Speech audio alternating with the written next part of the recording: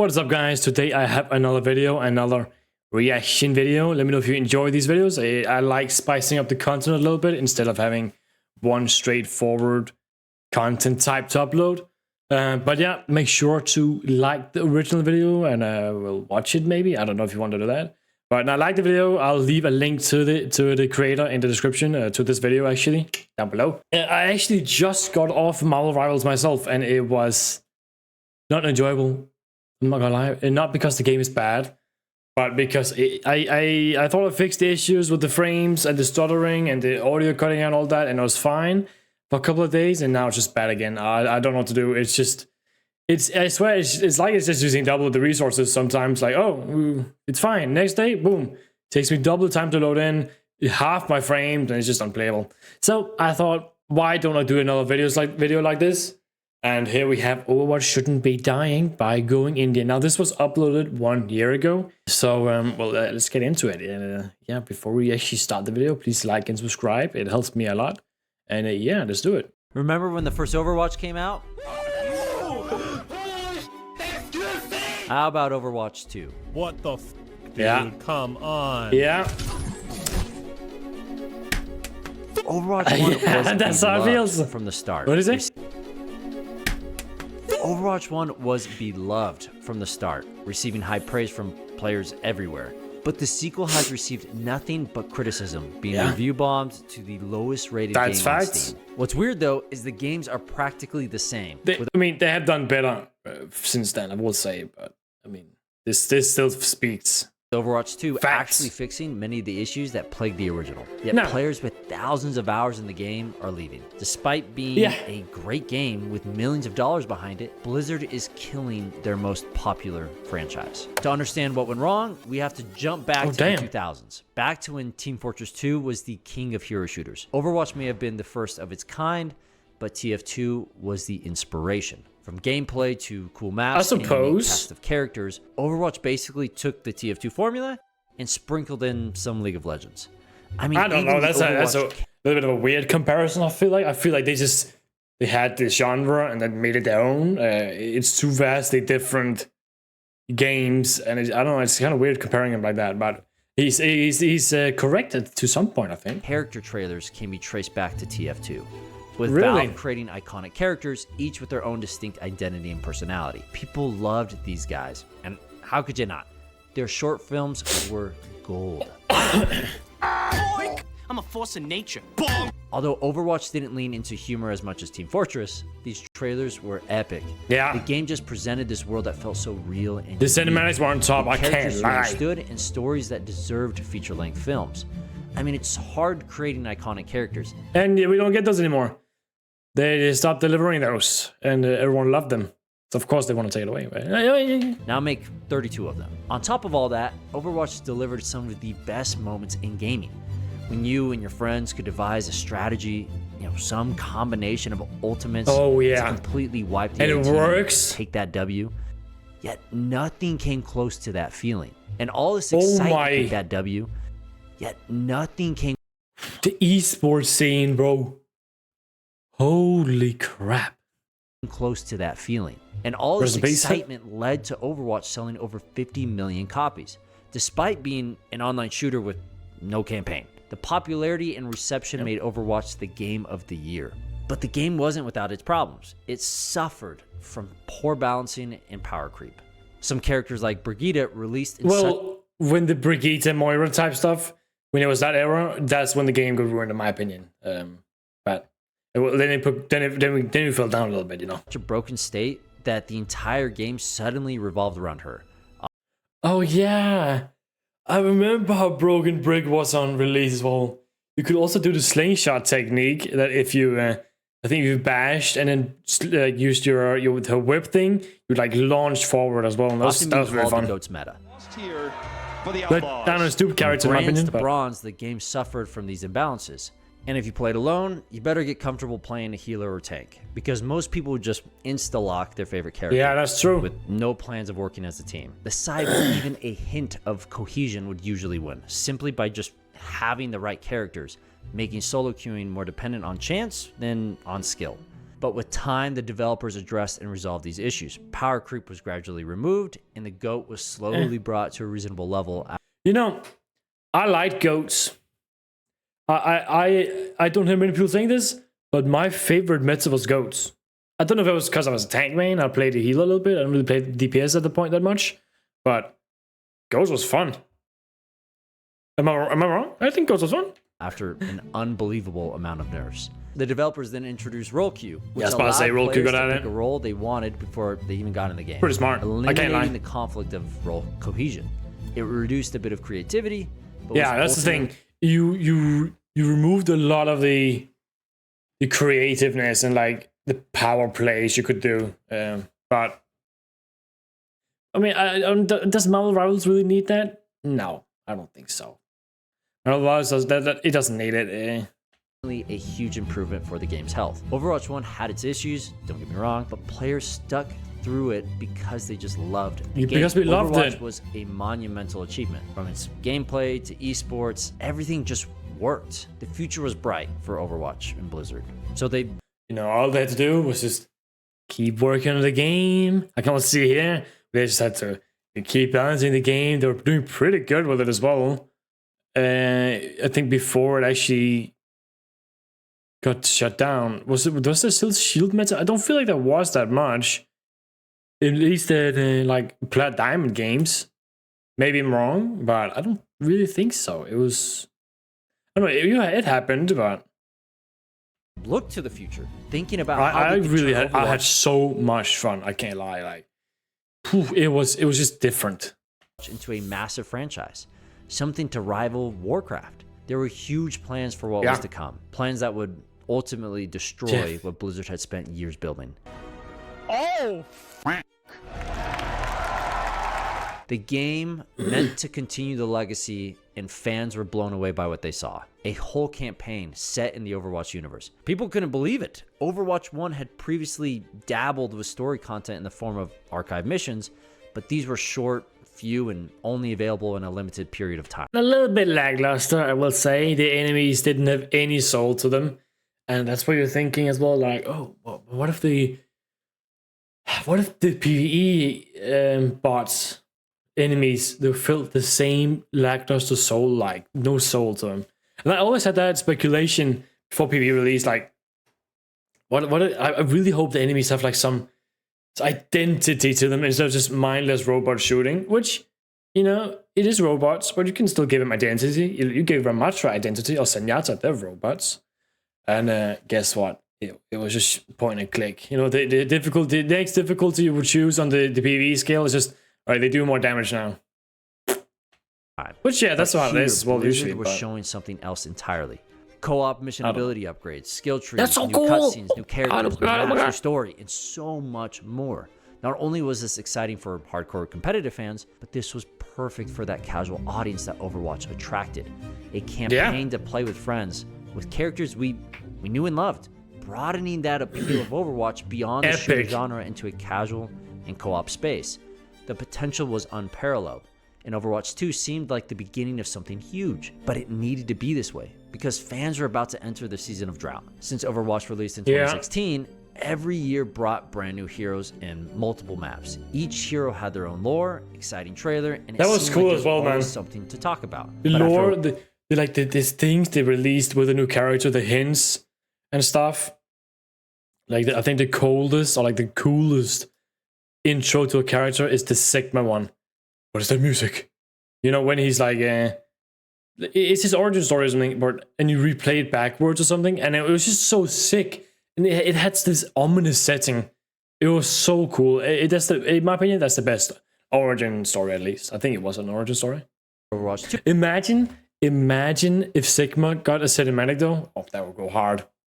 The aura that would put up. Also, sorry for pausing a lot. It's 5 minutes already. I don't want to pause too much. But what do you guys think? Do I pause too much? Maybe I do. But I also want to get my opinion out. I don't want to sit here and watch this mindless. So I think it's good that I give my own takes on it at least. So that's what I can do that. Announced in November 2019, content dried up. There was only one new hero in 2020, and that was it. Nothing else was released for the rest of Overwatch 1's lifespan. For 2.5 years, players received practically nothing. There were no new maps, outside of a handful of deathmatch maps, and no new heroes. Maybe a skin every few months, but content dried up. But there was good reason for this. It was so dry. It was so dry to play, bro. There was nothing. But you know what? It didn't really matter because the game was still fun. It was so fun. It should have gotten balances. Yeah, that's at least they could have done. Instead of just neglecting the game to work on a new one, and they should have kept it going. But I get it. There's limited resources, but you can't just do that. Players thought. The Regardless, it was still fun. Focused exclusively on Overwatch. People still want to play it and devote their day to it because it was that fun, even though it didn't get any patches for so long. 2, or so the players thought. The developers were focused exclusively on Overwatch 2, directing all of their attention on what they had promised. We were happy to wander the desert and wait for our promised campaign. So the hype slowly began to wane, and players endured. Overwatch was practically dead from a development standpoint, and players were desperate for anything new, anything to talk about.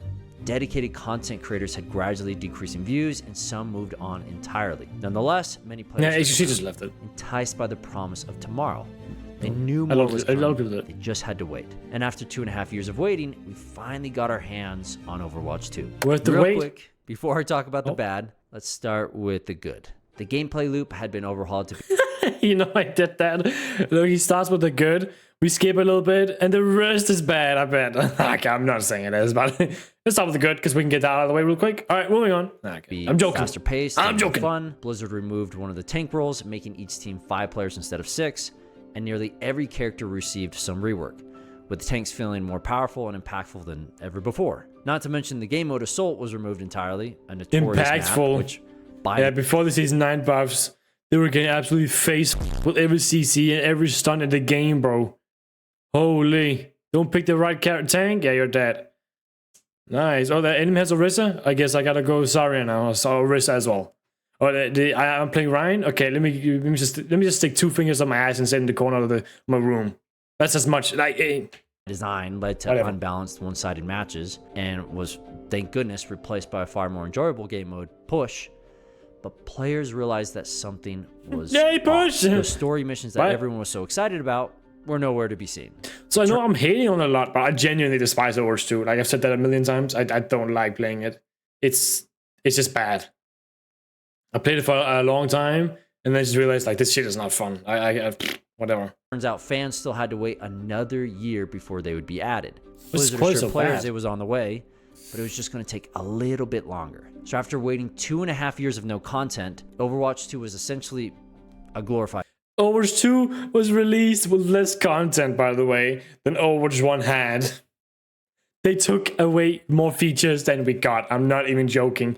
We waited 2.5 years for them to remove content. It was great content for players, but they were expecting more from this. This was the coldest mythic skin, and we only digressed. Is it called like digressed? I don't know. It regressed. Like it plummeted. You know, it was so sick. We were here, and it's kind of like we know it went back up in my opinion. But sequel, most of what was added and changed was for the better, except perhaps one thing. The game was fundamentally changed from premium to free-to-play.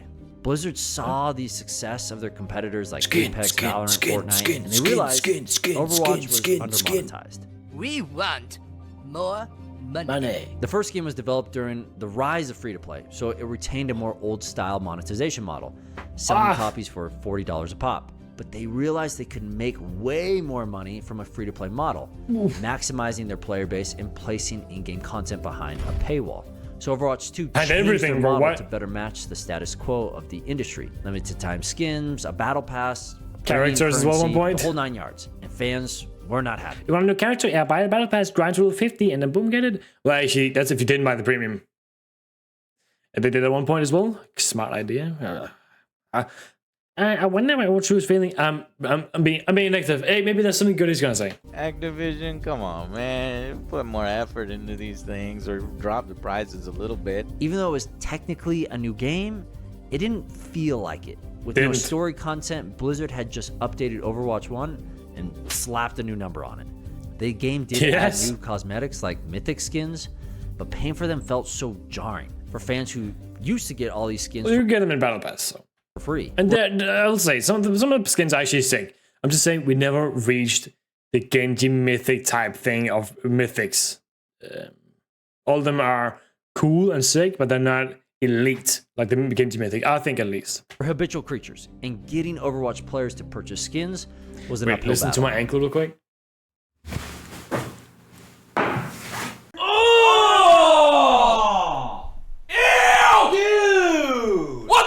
Wait a minute, the skin that was 1,000 in-game credit before is now 76 USD. What?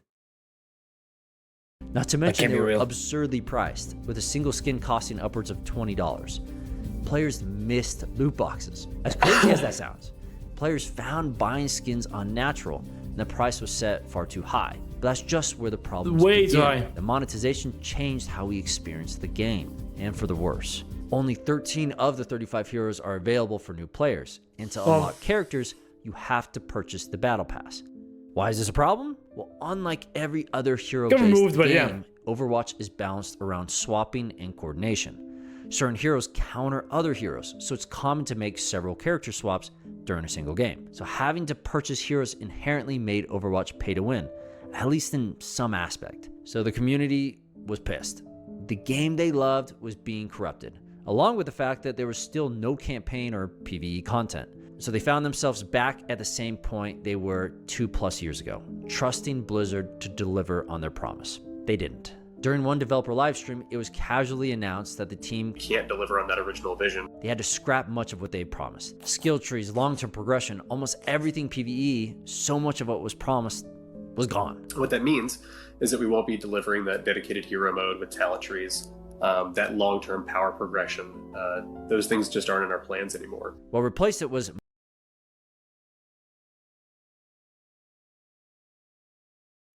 I'm being tough and I feel sorry for the devs. I don't know, a lot of stuff went through Overwatch 2 and the development, but it's just crazy to me that you can just do that.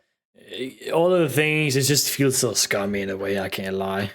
much smaller campaigns similar to the archive missions from the first game, but this time you had to pay. Then what is the plans then? Despite spending 4 years on the project, Blizzard was scrapping the biggest features they had hyped in 2019. We went through 3 years of Overwatch 1. We're not even gonna count 2019, even though 2019 they'd already kind of shifted away. Literally, we played the most dead, non-existent, left alone game. This was the final straw. Blizzard defaulted on their loan of promises, and players were pulling out. Dedicated fans with thousands of hours put the game down. It's pretty much the nail in the coffin for me when it comes to Overwatch.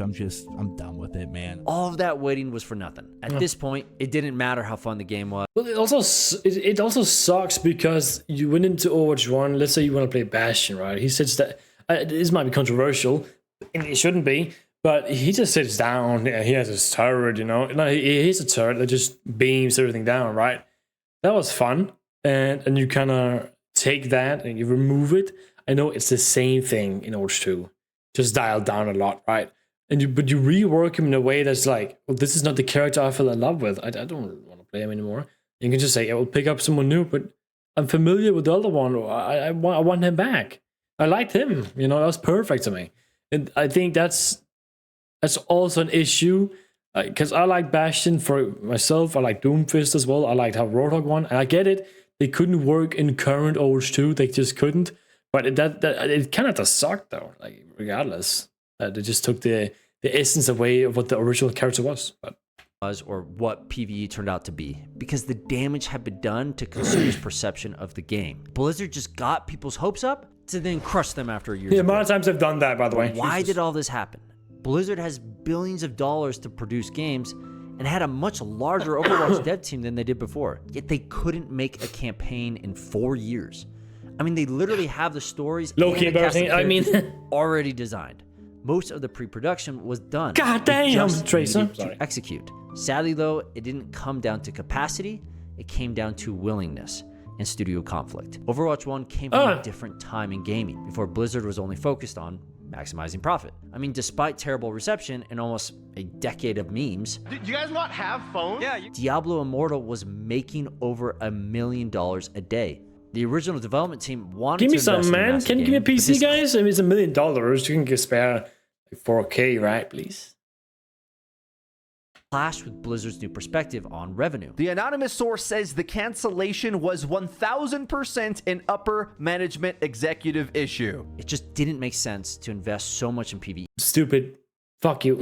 Okay, but what the hell? Why? when they can make way more money investing in PvP. There was other factors at play disrupting development, like the pandemic and Blizzard lawsuits, but ultimately it came down to developers trying to create a proper game, fighting with executives who just wanted to print money. I Ironically, mean, that has to be difficult as well, though. And that's why I said I feel bad for the devs, because they wanna deliver on this, and then management is just like, fuck you, no, you can't, you're not allowed to do that. So I do feel bad for them, because it's not like everyone there is just like money. Some people have a good vision for the game and they can't do it, so because they're not allowed to. And I can imagine that sucks balls. if the developers held back on their ambitions, focused on developing content for Overwatch 1, and then announced Overwatch 2 as an overhaul to PvP with no story content, Overwatch 2 would have fared far better. We would have less content for sure, but the perception and trust towards Overwatch would still be intact. Well, I think what they could have done and what they maybe should have considered is just doing all of this in Overwatch 1. You could have done this in Overwatch 1. I mean, you could have. It's just an update. It's just an update. I hate it that it's called Overwatch 2. There's nothing to about it. I like just Overwatch as well, because it still is Overwatch. There's nothing Overwatch 2 about it. Like, it's just... it looks good. Wowee. For a company, that is more valuable than any story mission or piece of content. Trust. 95% of consumers' purchases are emotional. There's some rational decisions involved, but the final decision usually comes down to how you feel. So as the perception of Overwatch got worse and worse, it turned people away. Even though the gameplay loop is still fantastic, the brand's perception and the feelings associated are what people think of, which taints all aspects of Overwatch. That's why a game that's technically great is dying and loathed by the gaming community. Borrowed trust that wasn't. I see a lot of people glazing the Overwatch, and it's just, there's so many mistakes of it. Why are you glazing it? Like, we will never get these issues fixed if you keep saying how great they are. Players don't hate this game. Most of them love Overwatch. I hate it. They love the characters and Overwatch 1, crunchy gameplay, but they hate how Blizzard has handled the game. And that notoriety has gone far That's what makes me hate Overwatch 2. the wider gaming community. Overwatch is now Hate is a strong word. I just don't like it. synonymous with poor management, greedy practices, and broken promises. A game that shouldn't be dying, but is. Thanks everyone who stuck to the end. It is kind of crazy how they messed up that big, I can't lie. That doesn't know, we like to pick an indie game to highlight at the end of each of our videos to try giving them some recognition. Let's see it. This week's highlight is FTL, a spaceship game that's complex and incredibly strategic. All right, but it is kind of crazy how they just messed it up. They had like the golden recipe, and I bet you they're still printing hell of money. Like, obviously they're printing hell of money on the battle passes, on the skins. It's just, it sucks a little bit that you've tainted the perception of the game from consumer standpoint.